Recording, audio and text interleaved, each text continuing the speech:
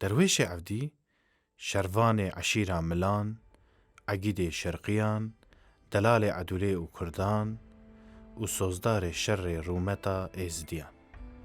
Îro em ê qala Evdî û lawê wî derwêşê egîd û delal bikin. Evdî jî derwêşî bi eynî dilî bi heman riyê de şer kirin û Xwedê qedera wan jî kire yek. Evdî jî derwêşî ji keçikê eşîra mala Milan hez dikirin. Hezkiriya Evdî xwîşka Zor Temir Paşa bû û navê wî Rihmê bû. Hezkiriya derwêş Edûla qîza Temir Paşa bû. Lê her du jî negihîştin mirazê xwe.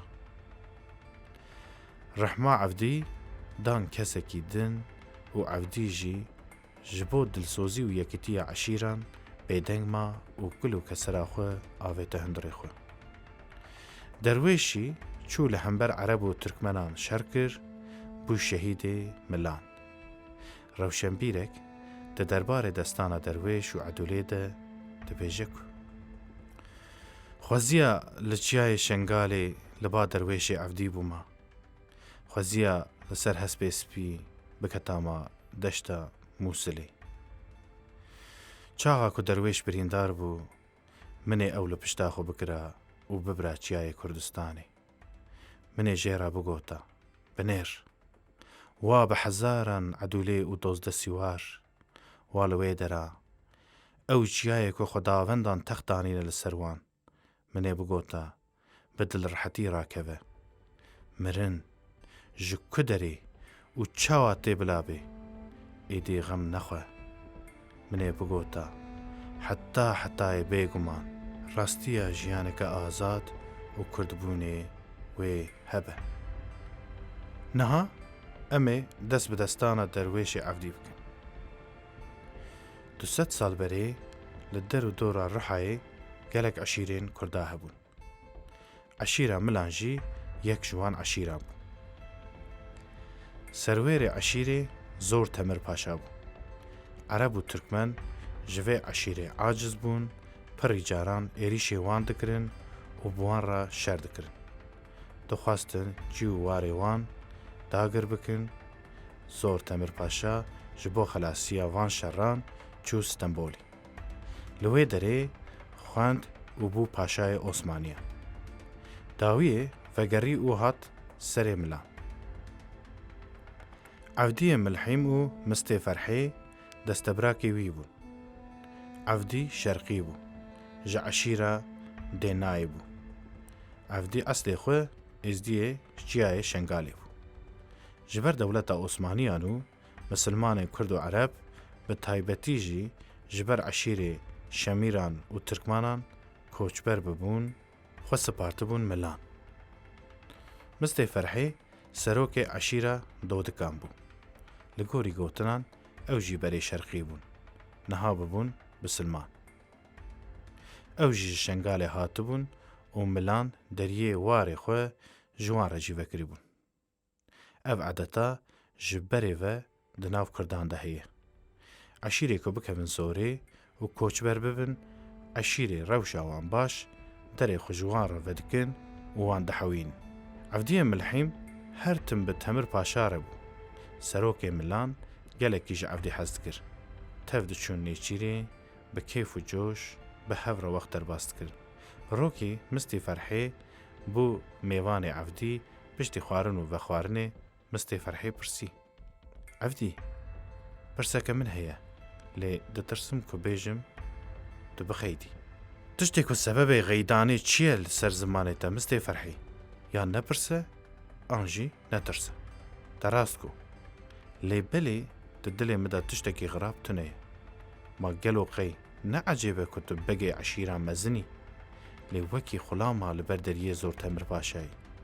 Roj tê ji bo mala wî derî şerran, roj tê ji bo malbata wî dikevî ser riyan. Mistê Ferhê, qey tu nizanî ku Zor Temir Paşa ji bo me fedakariyeke mezin kir. Derê xwe ji me re vekir, ji bo ku eşîrê Kurda ji hev belav nebin, ax û konda me. Li ber çavê min xulamî ne tiştekî xirab e. و شر جبو یکیتیه و جبو رومته نگرانه. مستی فرحی دنگ نکر.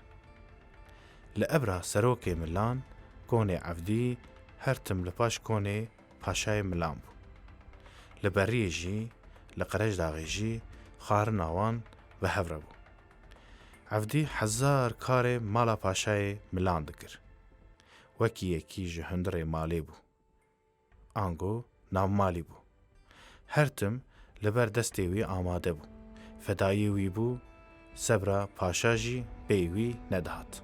رحمه خوشکا زور تمر پاشا بو. عفدی دل دابو رحمه ویجی جا عفدی حزد کر لیهایا کسی جی تونه بو. روژه کی مستی فرحه دیج زهات جمع عفدی لی بخویدان و بلزگین بو کلجانه که گرتی بی. ترسک که تناوا دلی عفدی و پرسی. اف چه حالته یا مستی فرحی؟ قی گرکتی ناف بس. قی حیات تونه به 1000 عرب هاتنه سرمه. شر هیا شر. پاشا دوی کی خو بده پیشیا شر از رحمه بدموی. عفدی رابو سرخوه شوری خو خست برخوه سواری حسبه خو بو و داره و چو جم پاشا. عفدی و عشیره خو تف شروان بون اگید بون. گاوا عفدی گهیش جم پاشا و گوت تمر پاشا ازی بکفن پیشی و شر بکم جبوته جبو گل جبو پیش روژا خورد و کچه ما جبو یکیتیا عشیر کردان. پاشا پرکیف خوش بو و شوری خو کشاند دا دستی عفدی. شوری ما ده دستی تده و عشیری من لپشتا تنه. مالا من مالا تیه تو حوالکی وفادار مزنی. چه داغوازی تهبن بیشه سوند و قسم ازی لسر گوتنا خوبم. داغوازی من سلامتی کرده و ساغیات تیه پاشا. زمان عفدی نچوکو ببیشه از رحمه جی دخوازم. شرمکی پیگرد زمان لیگرام بو گوتن جدیف در نکد. عفدی و عشیرین خواه بسر عربا دچون و لدشتک مزن راستی وانات. عفدی دید که اسکر عربان جوان گلکی زیده ترن. سر هر اسکره که عفدی 8 اسکر عربات کتن. اسکرین پیشیه به تیر و کوان بون اسکرین لپاشی سوار حسباب. عفدی هنکیشی با آلی عربان ده چو و سکنه. رمي خلا عرضي خست وقهت. اف رم حدودي مية. امي نهي لنكنا يار بكفا آلية شرقي في حدودي. ايرو اف حدودي ناموس رومتا عشيري مية. نهادا كيد ترسب لا وگره. امي رومتا خو ندن دستي ترسونكا. شكسي دنگ در نكت. هر كسي بدلو جان و بدل خزاب گهداری عفدی کرد. عفدی تفدیرکا خدیر ارتشا خو بریک خست به تمامی 400 شروانی وی هبون. 200 جی سواری بون 200 جی پیا. عفدی اسکری خو کرد 4 بر و هر برکی پیهورک دای. 2 برک سوار بون مرتال گرتن و آلیه جب و راست سکنین هر دو بر دنجی به پیاتی تنی شور ده دستا لناوه ده سکن. عفدی جی دناو بر ناوه بو. عربان دست به ایریشی کر و به توز و دومان هاتن سروان. گاوا نیزی بر ناوه بون بر ناوه ایریشی وان کر. عربان به تیران رشان دستا شروانان به مرتالا خو پاراستن لیوان دیسا جی حجوم دبرن سر. عربان تیر داوید وان خود پاراست و دما بارانا تیرات قدیان گاو بگاو برواد شو. شروانان مرتال راد کر حتی که گیشتن هفدو. عفدی راست حجوم تیربازا کر لهاوردور نیار هبو. به شور و رمان لمرتال آدخست. لی شروانان مرتال برند دا و راست چون سر تیربازا. گاوا که گیشت وان تیرباز تور درسیان و رنگ جوان چون و رویان. سیوار حیاوی قاسه سکنی بون و چاوی وان لسر عفدی بون. عفدی حمو تیرباز بلاو کرن و اشارت دا سیوارا. سیوارا جهر دو آلیا دا حجوم کرن. عفدی و شروانا وک شیرا خود عویت سروان و بشور و رمان بپشتا وان دخست. دناف توز و دومانی دا چاوی عفدی لسردار عربا کرد. شروانێکی نەیارێکی عەرەب گرت و ji hespê avêt. Li hespê wî sîwar bû û şûrê wî rakir û hicûmê serdarê neyara kir. Du caran li mertala serdar xist û şika. Serdar tirsiya û baş da çû. Evdî nehîşt ku serdar bireve. Rimê xwe rakir û li singa serdar da çiqand. Leşkerê neyaran dît ku serdar ji hespê xwe ket, tev belav bû. Başê jî reviyan. Piştî şerdawî bû, Evdî li ser hespê xwe bi serbilindî ber bi êlê ve hat. Jin, mêr, gal û zarok bi hezaran kesî bi coşeke mezin û bi dilîliyan çûn pêşiya Evdî û şervanê we. Çavên Evdî bi konê Temir Paşa ket, çavên Rihmê jî bi Evdî ket û agirêkî şêrîn kete dilê hemdû. Evdî bi vî şerê nîşan da ku çi şervan û egîdeke. Lê zor Temir Paşa li ser soza xwe nesekir. Paşa fikirî û got: Evdê êzîdî ye. Lê em bisilman ka ez ê çawa xwîşka xwe bidim wî. Piştî demekî Evdî bihîst ku Rihmê daneyekî din. Evdî deng nekir û ket konê xwe bi roj û bi mehan ji kon derneket. Evdî gul û derdê xwe avête dilê xwe û biryar da ku keçeke bi navê Eyşê re bizûce.